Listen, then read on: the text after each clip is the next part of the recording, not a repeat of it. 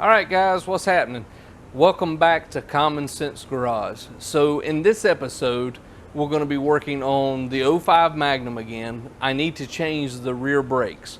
So what do you do whenever you hear all this screeching, squealing, rough stopping, however you want to say it? What do you do whenever you have that happen to you?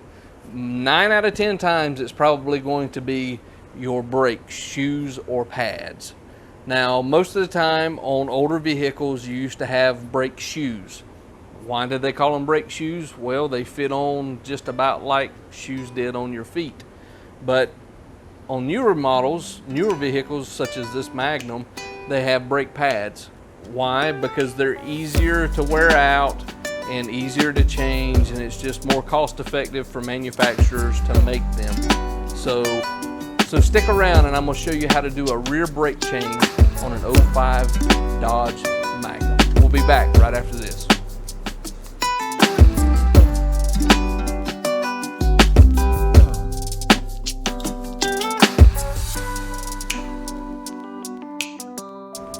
So first things first, guys, welcome back to the channel. Make sure you hit that like, share, and subscribe button for me.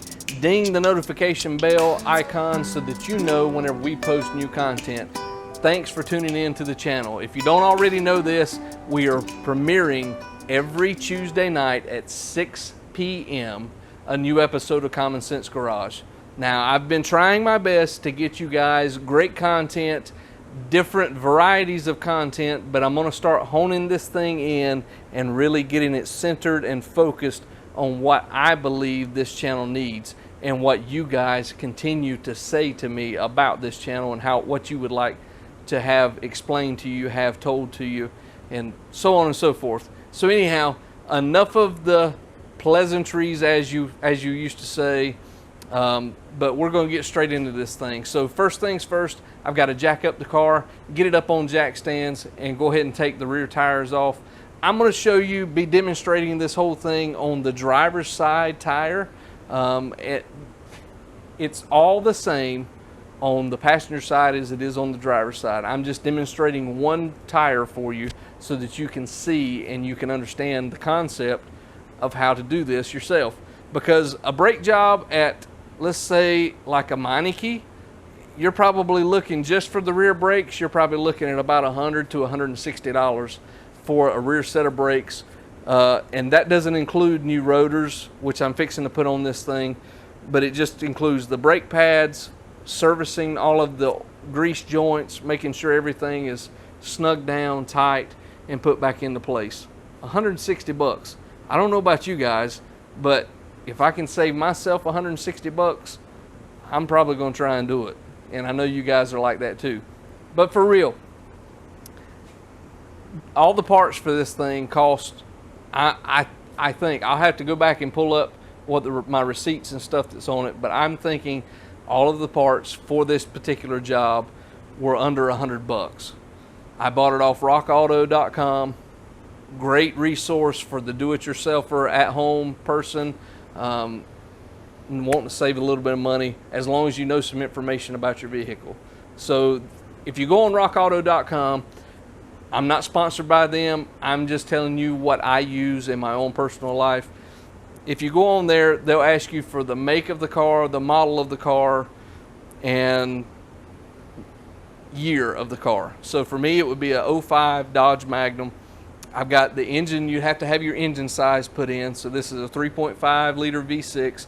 If you hadn't already, go and check out, I'll leave a link up here for the 3.5 liter engine overhaul, timing belt, all of that good stuff.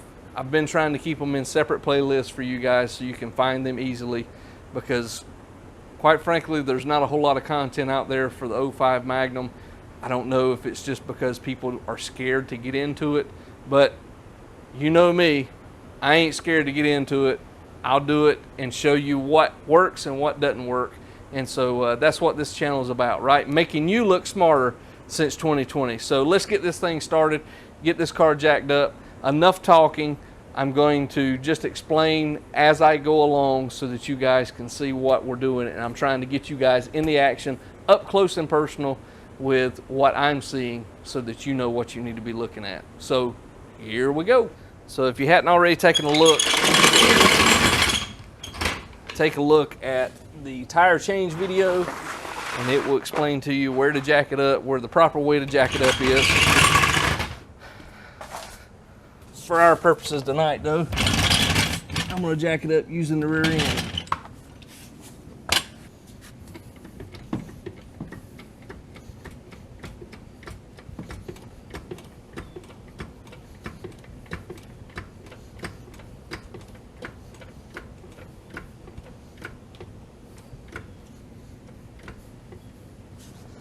And before I get too high, I just want to make sure that I put some blocks up underneath the front tires, just so that it doesn't roll off on me. All right, so I got my block of wood here that I'm gonna chalk the wheel with. I always want to make sure that you chalk the wheel so that it doesn't roll off on you. Don't have to be up super high. Just want them up high enough to where we can get a set of jack stands up underneath there.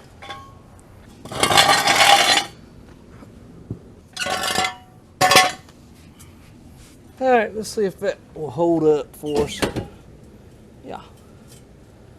All right, we're gonna leave the jack supporting the car as well,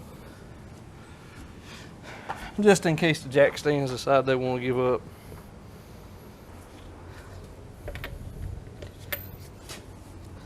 So in case you guys haven't seen these are quick releases, push quick releases. I'll put a link up in the description through Amazon. I am an affiliate that will help support the channel if you don't mind, but I'll leave a link in the description for you so you can take a look at these. All right guys, so as I was saying before, if you don't have these or have never seen them, it's just a push button, a single push button. You push it one time, it releases pressure, and then you push it again to completely release it off of the tool. It snaps on the first time, and then it snaps again, and it locks in place. So here's the impact. You've seen it before. We're going to use it to take the tires off this time. You always want to take your lug nuts and your tire and lay them someplace safe and out of the way where they don't get damaged. And I like to put my lug nuts right in the back rim of the tire itself. Now we have the brake rotors exposed, and we also have the brake pads exposed. I'm gonna get you guys in for a close-up shot so you can see what I'm talking about. So when it comes to brake pads and brake rotors, you've seen it on the other brake video that we did on the Nissan Titan, but as you can see, if you look over top of these here, maybe you can see it, there is little to no pad left on these, and the rotors seem to be okay, but I've got an extra set of rotors that I'm thinking about changing, possibly. So we'll get to those. Just so you know, I'm not messing with you.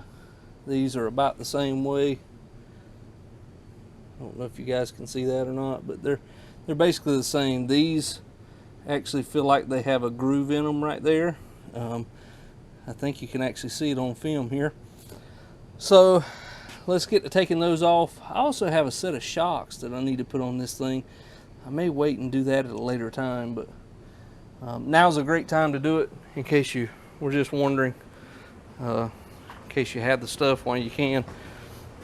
But yeah, let me get the caliper off and I'll show you what the pads look like. All right guys, so this is what I'm talking about. So back here in the back, you've got this particular bolt here on top that we're gonna have to take off, and then I believe there's one up underneath the bottom. Hopefully you guys can see that. So I need to get those off before we can take this wheel off. So I'm gonna try and wrap you guys up so you can see, and so that I don't have to move you guys again, hopefully. Yeah, that's better. Okay. So is it a 13? Maybe a 15. Oh, it's a 15. Wouldn't you know it?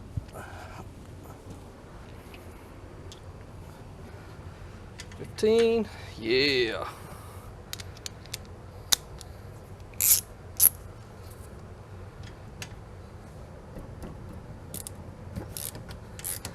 As you see, guys, these aren't on very extremely tight. I'm gonna have to have a wrench to hold that because that's turning on me. Let's see if I can get this one hit the same way. Yep. Okay. So you have this bolt that you got to take out, but you also have to hold this spacer that's right here, and it should be, looks like maybe a 15 as well. If you can't get a wrench on it, get an adjustable wrench.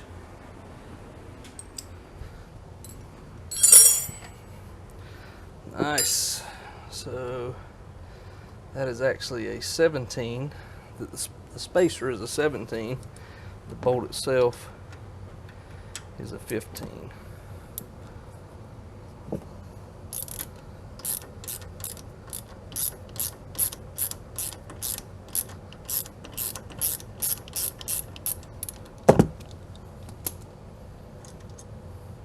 As you can see, it's just a small little bolt. It's got some blue thread Loctite on it.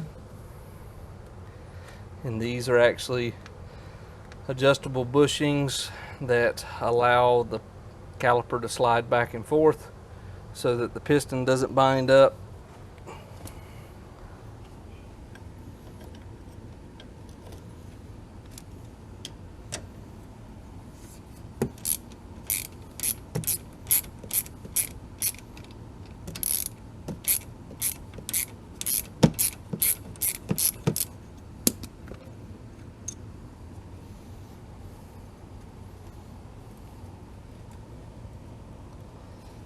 Alright, so what I want to do now is I want to try and get me a screwdriver to pry back against the inside of this caliper here, against this plate. So there's a hole back here on the back side of the caliper. I'm going to stick a screwdriver in against this rotor because I'm not using the rotors over again, and I'm going to pry back toward me to push some of this fluid back up into the reservoir and get me some space so that I can slide this caliper off.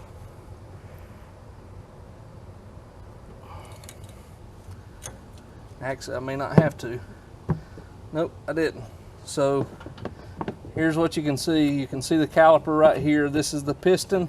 You have a rubber boot that goes around it. All of your fluid is back here in this particular portion of it, and it comes in through this line. So whenever you press the brake pedal, forces fluid down in here, and through hydraulic pressure and motion, it pushes this piston out, and which in turn pushes both brake pads against the rotor itself.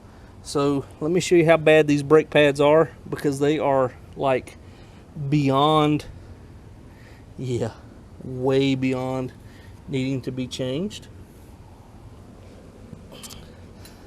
My fault. My bad.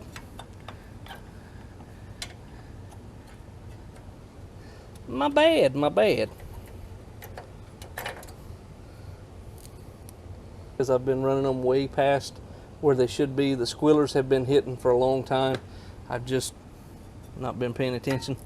I have, but I haven't had the opportunity to change them out yet. So here's what you need to be aware of.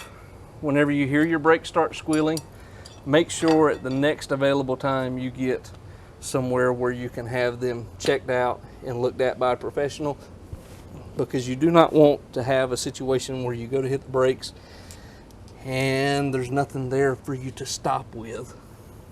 That will make for a very, very, very bad day. Hey guys, so real quick before I get started on this thing, a quick mechanic tip. If you don't want your hands to look like this and be nasty so that it gets all over the car and you don't want to have to worry about cleaning yourself up, get you a set of rubber gloves, or even a cheap set of mechanics gloves. I think you can buy them at Harbor Freight for like $9, $10. Get you a pair of rubber gloves, nitro gloves, put them on, and it'll help save your hands. My hands are already dirty today because I've been working, so you know they're going to get dirty. It's what I do. It's what I live and breathe on, okay?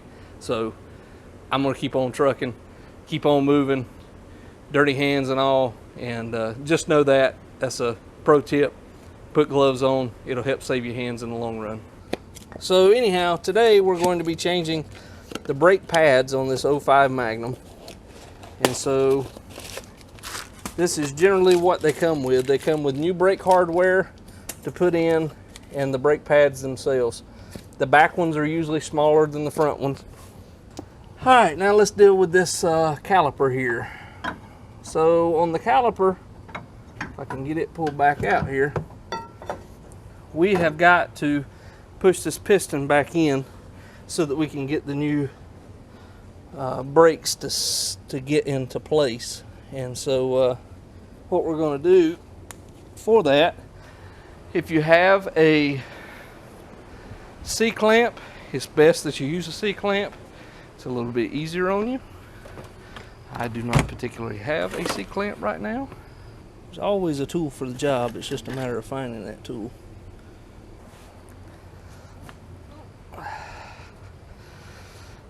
So here's a nifty little tool, which is a piston spreader or pusher, whatever you want to say. It's had a makeshift washer made up for it so that it pushes against the outside of the piston, and I'll show you how this works here, hopefully.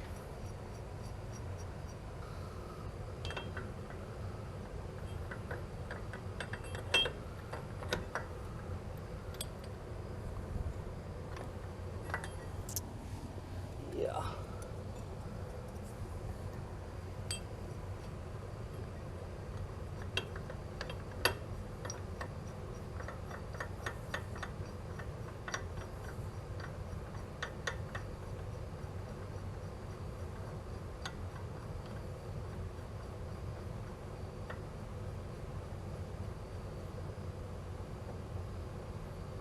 So it doesn't take a whole lot of pressure to push this thing back in.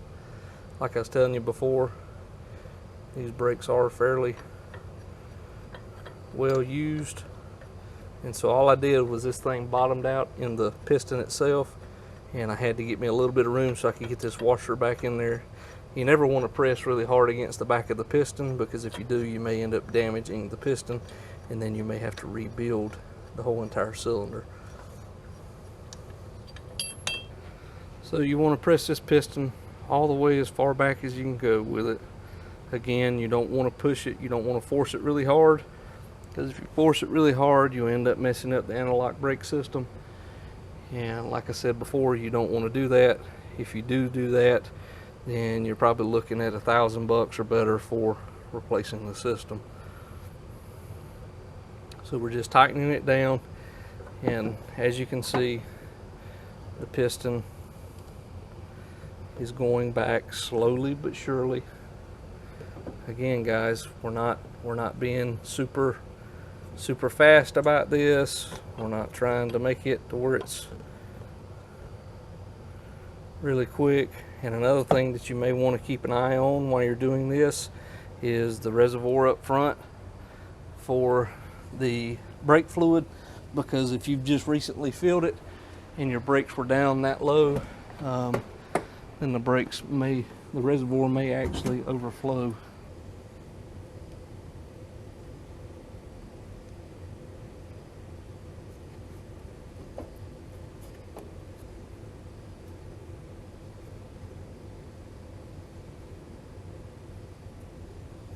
All right, so once this piston gets all the way back as far as it's going to go, it will actually stop itself. I recommend going all the way back that far, because that way it gives you plenty of room to get the brake pads on and then get it over top of the rotor.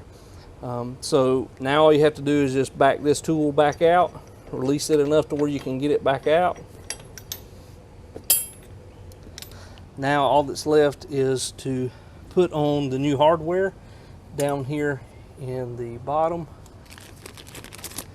Always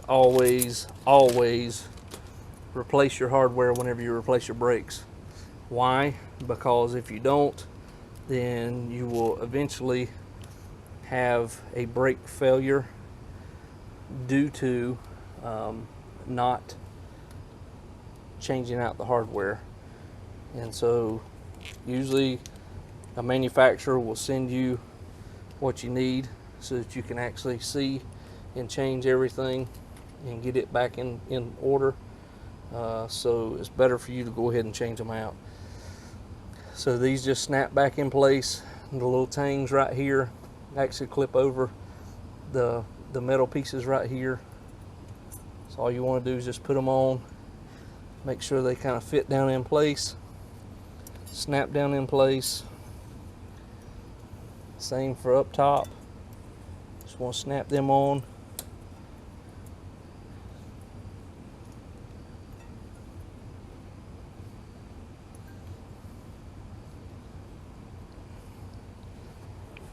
So once that's on, usually your brakes, if you get them at an auto parts store, they'll usually come with a little bit of brake lubricant. I'll show you where you want to put that lubricant here in just a second. As with all brakes and or rotors, you don't want to handle them with your bare hands, because oils off of your fingers will cause them to not function the way that they are designed to. So it's always a good idea to take you a piece of 80 grit or 120 grit sandpaper and just sand across the actual rotor so that it gives something for the brake pad to bite to. On this particular case, I'm not going to do that because I know that these are scuffed enough already to where you don't have to worry about it. So what you want to do is you want to place a little dab of grease on the back of this plate where it comes in contact with the caliper itself, the piston, and then also on the sides where it comes in contact with the other side of the caliper itself. And then also I like to put a little dab of grease on each one of these ears that slide into this groove right here on this thing, on the brake pad holder. It just seems to make things a lot smoother whenever you are hitting the brakes and then releasing real frequent. They don't seem to drag or hang like most brakes usually try to otherwise. So I'm going to see if I've got a tube of grease, or see if I can borrow some grease. So I can't seem to find any grease like I'm talking about, so I'm just going to take some of this Chrysler, GM, European, Japanese multi-purpose grease, and I'm going to put it in the spots that I told you about. Some of them will be easier to get to, others will not. So if you go to your local auto parts store, just make sure you pick up some of the disc brake grease that they have available. It's super cheap, guys. I mean, like 98 cents, something like that, a pack. And really one pack should do everything that you need it to do.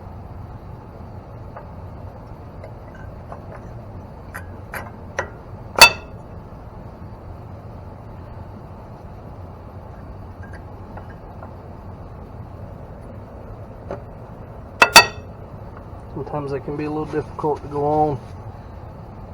We'll put a little bit more grease on this right here just to make sure I've got plenty on it. And then all you're going to do is you're going to make sure that the caliper gets rotated properly and not twisted. And we are going to slide the caliper back on. Now remember those pieces that I was showing you earlier, these pieces right here, you need to try and push them in so that you can get the caliper on all the way.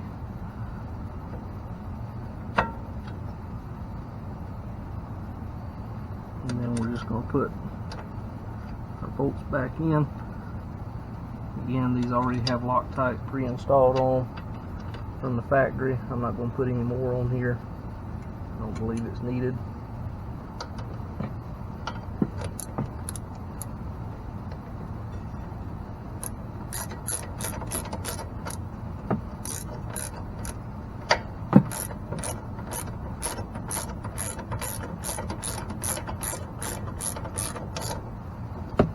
Snug the bolts back down. You're not going to cinch them down tight right now.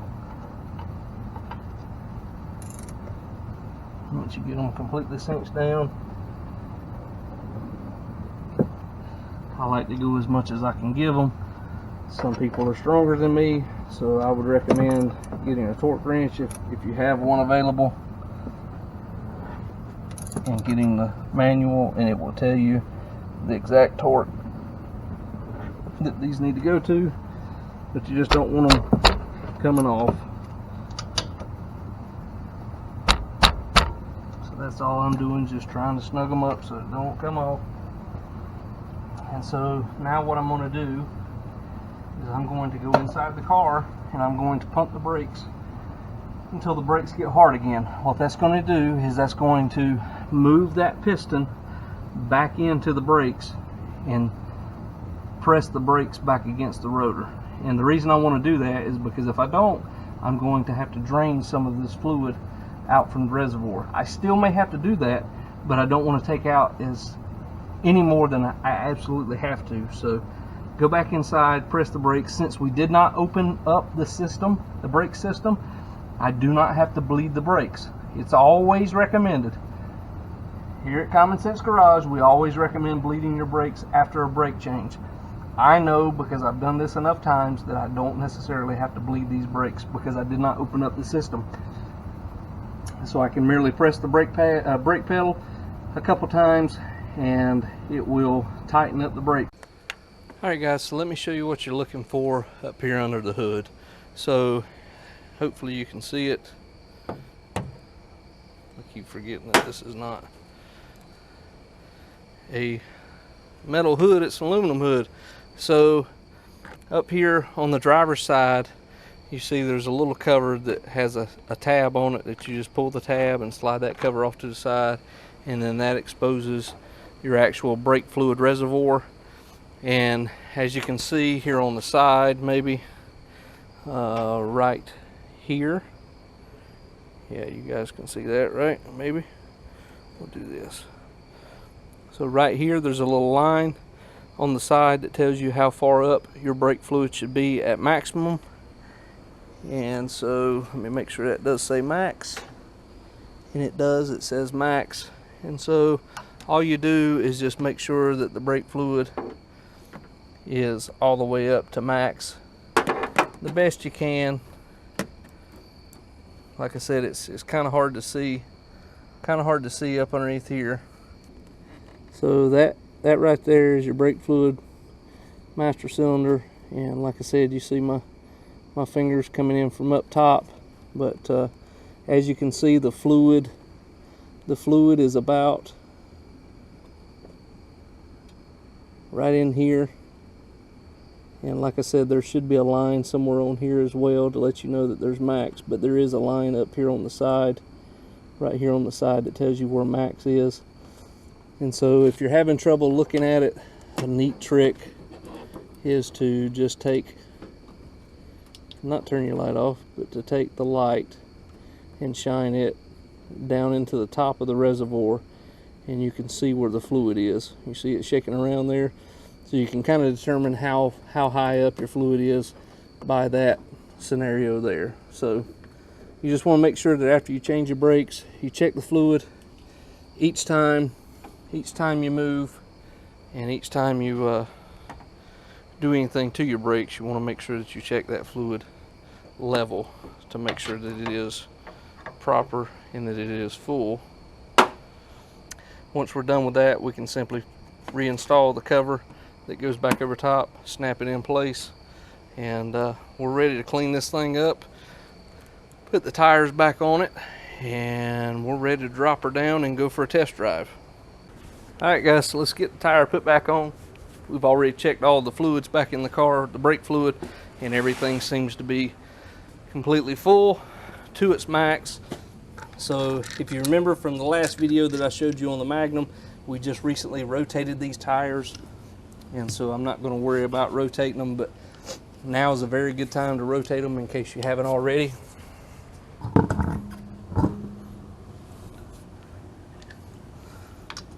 Another pro tip is to start your lug nuts by hand. A lot of people will just put the impact on them straight away, and they ultimately cross thread them and make it harder for themselves if they ever need to get them off, or if they ever get stranded on the side of the road with a flat tire. You will wish you had started them by hand. Add a little anti-seize compound to them as well. So if you remember, there's a specific torque for these particular tires. All I'm going to do is run them down snug with the impact and then go just a little bit more. So I'm going to alternate just like I did with the wrench that I had, but this is using the impact. So I'm just going to snug them down until I get all the bolts snug, and then I'll go back and torque them.